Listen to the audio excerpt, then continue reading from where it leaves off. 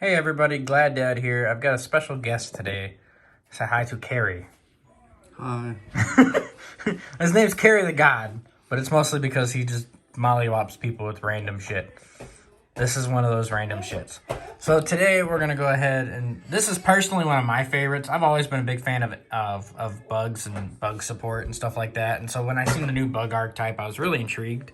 I have the deck and I play it, but I don't play it currently at the moment because the meta just it's really hard in my opinion. It is. But you seem to be doing pretty well. You keep going what 3-1 with it? Yeah, I'm consistently 3-1, but never undefeated. Okay, so he's always got one loss, but the deck's doing pretty well. Obviously, I mean I think it's also because it's blinding people. It's like blindsiding. Nobody sees this deck coming, and.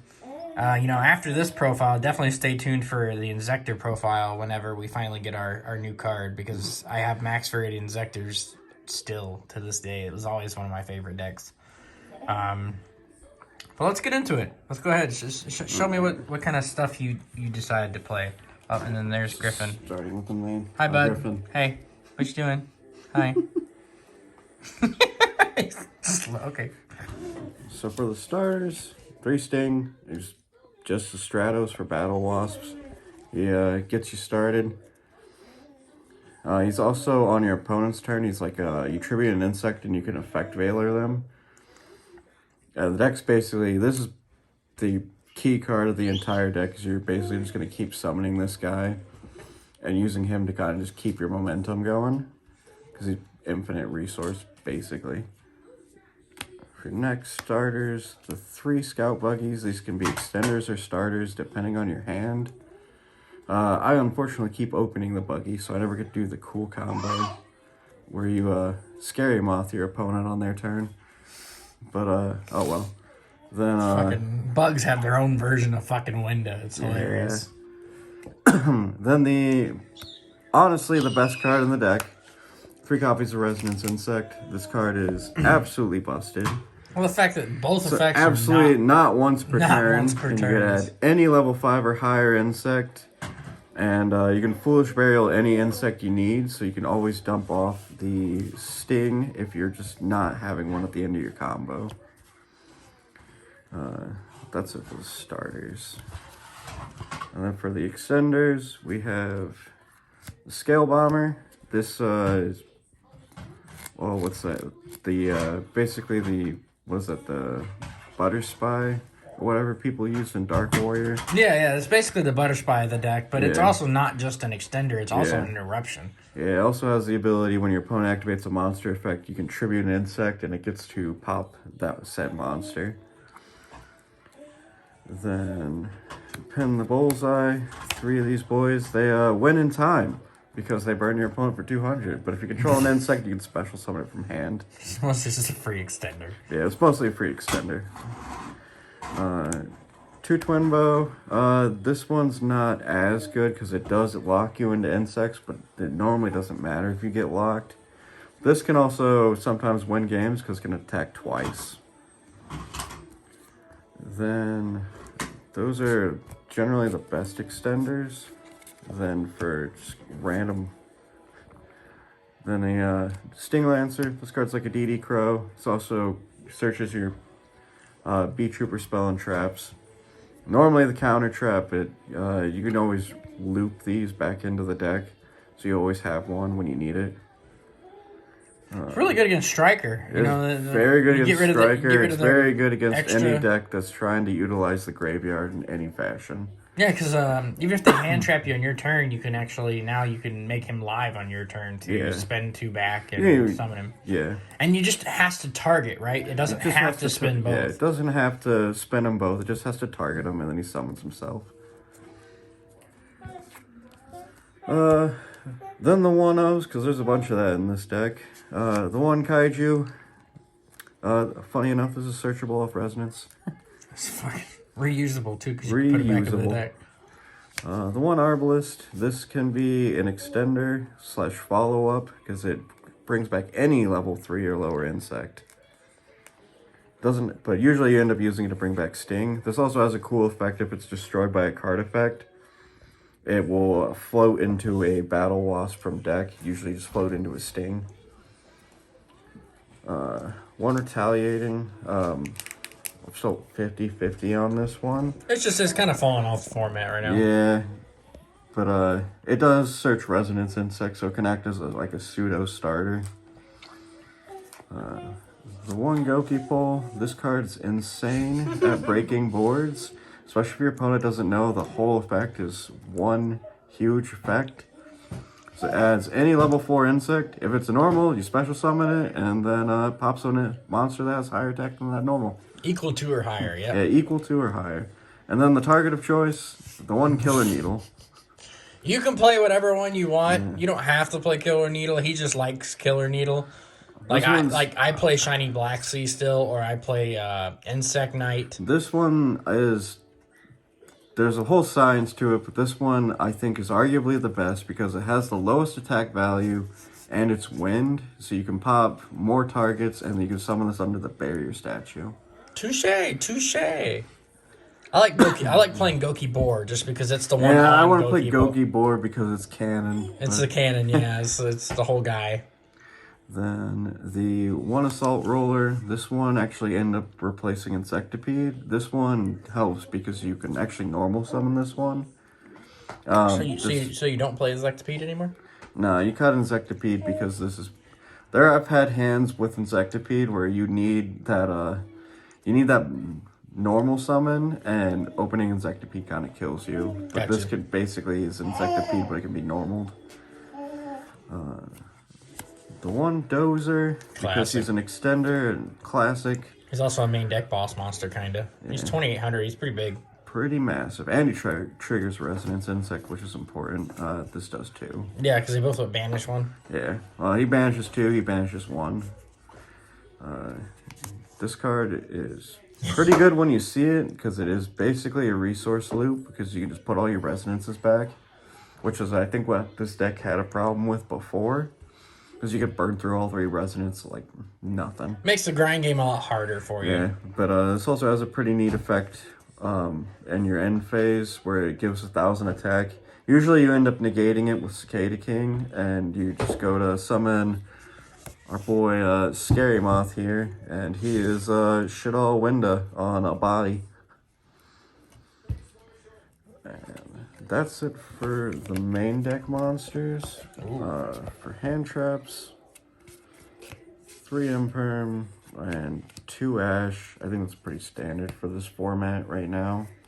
Yeah, Ash is like good, but it's like okay. It's not doing too much right now. Imperm and Veiler seem to be like the top. Nib, Nibiru seems to be out there now too. Nib seems to be out there too, and I've contemplated that too.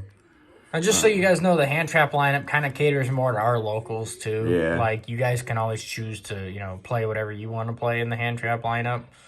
Our locals is just overswarmed right now with like Flunder and Sword Soul. So yeah. Then for the spells, I am playing 3 Descent. That card is fucking bonkers. This card's very good. I have contemplated putting it to 2, but it's overlooked as what it does. Because it can be an extender and it can be follow-up too, as it outs problematic cards. Is that Armor Roller on it? It looks like Armor Roller. I think so. It's Armor Roller being picked up by the other one, the new one. The Light Flapper. The Light Flapper, yeah. Yeah. Do you play Flapper at all? No, you don't. I would play Flapper, but it's not super good right now. There's just not enough B-Trooper names, but like if you're playing the variant where you're trying to summon the Fusion, you definitely play that one. But this is not that variant. No, the Fusion's bad. Yeah, the Fusion's a cool card, just the Fusion spell to summon the card is bad. It's very bad. And then the one formation. This field spell is insane. It's Monster Reborn on a field spell. Every turn. Every turn. Every turn. Sure, the downside you take damage and that card can't attack, but doesn't matter. It's not what you're doesn't matter. It for, yeah, does not matter. And the token effect comes up too, where if an insect's destroyed, you get to make a token.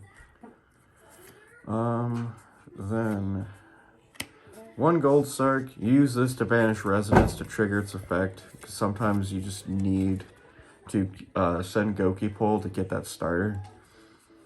because it can't search Resonance Insect since any level 4. Then 2 triple attack. This has kind of fallen to the wayside, but I often find this deck, when you resolve the Forceful Sentry effect of this card, you normally end up winning with this deck, because once you go look at your opponent's hand, you generally know what you need to stop. And obviously knowledge is power. Yeah, knowledge is like the key thing in Yu-Gi-Oh! Yeah. Then the 1 Flying Sting. This is your Solemn Strike in archetype. It's searchable. The fucking card is so annoying. This card... I always thought it needed the Link 4 on the field, and then no, like, it just needs a 3k insect, and the fact that it does not banish itself. So it's not even a 3K insect. It needs the anything that says B Trooper in the name to do the negate. To do the negate. To reset itself, it needs a 3K. Insect. Yeah, you need a 3K insect on the. But the fact that this card does not banish itself is insane. I have grinded out Striker just simply resetting this card every turn. And then the power 1 of choice in this deck, Imperial Order. You do not have any way to stop spells. And this card just kind of hoses decks. This plus Scary Moth against pretty much everything is Chi-Chi. Scary Moth got big booty. Scary Moth has a very big booty. Very big booty. Very big moth booty. Then for the extra, 2 Armor Horn. This card's insane. Additional normal summons are crazy. I think Flow Under makes a decent point of that. And then this card being... What do you there's mean? sometimes that you don't even end up using that effect early on. So like later in your turn, you can end up bringing it back with its second effect. And normal summon and just keep going. And then its second effect is important because you'll banish 3 insects, which normally involves your Resonance Insect to bring itself back. And since it's a link too, you can go into some of your power plays easier. I apologize for the bad glare, guys. I have my kitchen light on. I don't have my ring light on. Light. Yeah. Then the 2 Atlas, this is your win con of the deck. It can't be targeted or destroyed while it has 3,000 or less attack. Then it can tribute another insect on the field, or even itself actually. You can do that sometimes. And it'll summon a B Trooper from your deck. Usually your target's Sting, but you would... Griffin. Sometimes you'll do, if you haven't ended up using the... Come here. Come here, Griffin. If you haven't ended up using the Scout Buggy, you can just bring out the Scout Buggy and you'll use it to go into Cicada King, and that's how you set up your Scary Moth plays. I love this dude's artwork though. Like, yeah, it is really sick. Like, I mean, he's got like a, the whole bug huge town. mountain. Yeah. It reminds me of that one movie that came out a while back, the moving fortress houses and shit. I think I know what you're talking about. 2 Papillion. This card is pretty neat. It gains 2 counters on it, and then you can remove a counter to bring back a level 4 or lower insect in the grave. This helps you grind out your opponent because you bring back the Sting on your turn, or on your opponent's turn on their standby, and that sets up your effect veiler effect. And also goes into your resource loop, because then you just search the level 4, the Arbalist. Then 3 Papillion. This card is so good, and it sucks that it's so good in the deck that's not in Designers. This card is absolutely crucial in this deck. This allows you to attach the Resonance from deck. Then you end up linking the Resonance, or whatever you equip the Resonance to, with this into your Link 4 usually.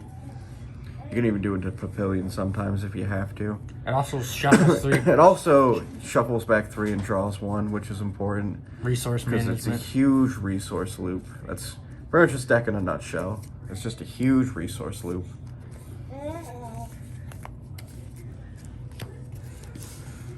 Then... Sorry for the camera quality, guys. I'm trying to watch this little booger over here at the same time, and he keeps messing with the vacuum. Griffin! Leave the vacuum alone. Then for the 1 of Links, Usually you make this to get out of your insect lock because Also most of the nib. troops. Yeah, that After too. you get nibbed, this is a good way to link off the token. Yeah. It doesn't really have very many effects that come in handy, but it can. I think if insect is pointed to is destroyed, you get to special summon one. But it's more useful, like say in an Insectors than it is in this deck. Yeah. The one Phoenix, you need this to out annoying floodgates. Unfortunately, because Unfortunately. like you said earlier in the video, like the deck kind of just dies to back row, like especially spells. Yeah, especially spells and evenly matched. evenly matched, but that I can't solve. Judgment. Pretty much. Also, this card's handy for outing Zombie World. Zombie World hoses your deck. Unfortunately. Yeah, and Unicorn's here for that same reason. Then, this is Boral Sword. I rarely ever make this, but it's supposed to be access code. I just don't have one. He's trying to pull one out of Eldorado. Trying. Then, the main boss Exceed of the deck, Cicada King. This is how you establish your Scary Moth. If this card changes battle position, you can bring back any insect monster, but it has to have defense, so you can't bring back the Lynx. Just bring back Scary Moth. But you can bring back Scary Moth. You can bring back, if you already have a Scary Moth, you can bring back Sting. And if you're trying to get out of yourself being locked into the window effect, you can use Sting to negate opponent's monster on the board by triggering off the Scary Moth. Yeah. And sometimes you can actually end up double Scary Mothing your opponent. If you end up falling short on damage, you just use this, change this thing's battle position again. It's also like Sting, where it's an effect veiler. Yeah, But unfortunately on on field, which is the problem with this deck, is it doesn't stop in hands. So VW is a big problem with this deck. Then the one of Zeus, it's here because you can. It's not really here because you need it. Yeah, no, it's literally there just because like it's Zeus. Yeah, it's sometimes it does come up, but you don't really need this card. No, you can play whatever you want over this spot for sure. Yeah. Like me, I play a third armor horn in my Yeah, build over the spot I'm Zeus. contemplating is the third armor horn. I'm also contemplating cutting the Phoenix for an Almirage because that comes up. Oh, I play that too. Yeah, I play Almirage. You don't. Yeah, I realize that. Then for the side, it's nothing too special. No. 3 Cosmic because you struggle against back row decks. The 1 Harpies because you struggle against back row decks.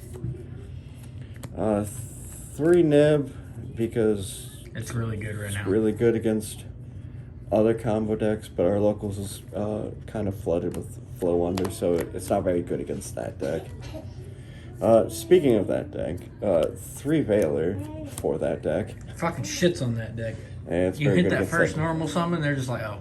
Yeah, well, unless they open map.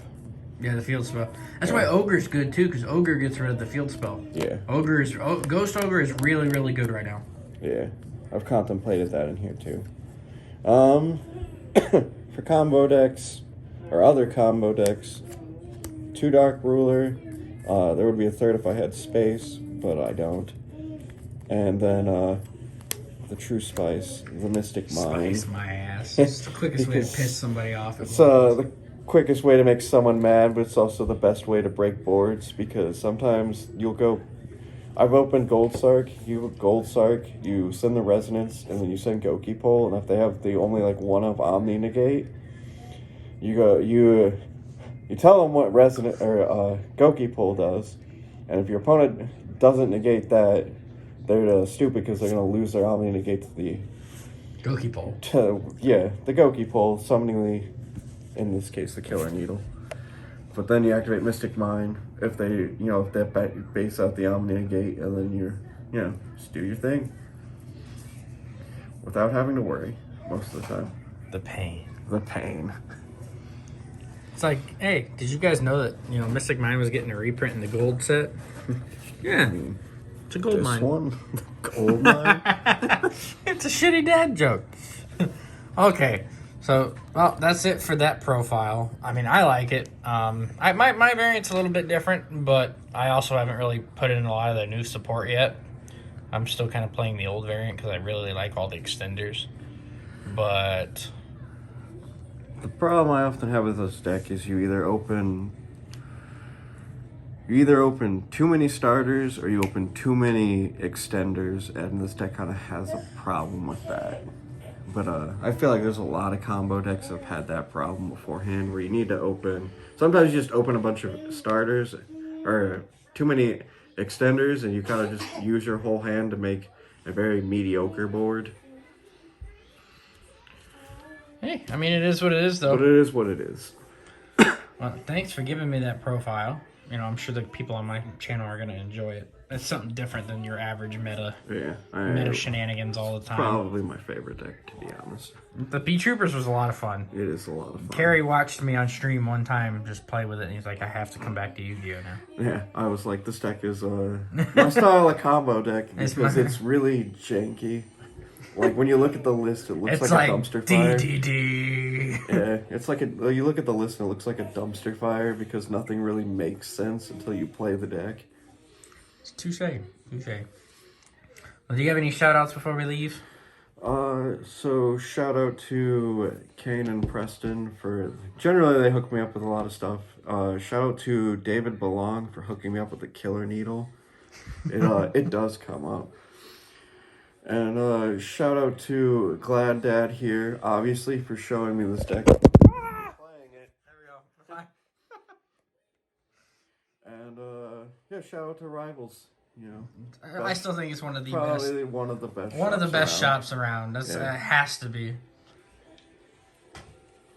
But all right, that's it for this profile, guys. We will see you next time. Peace.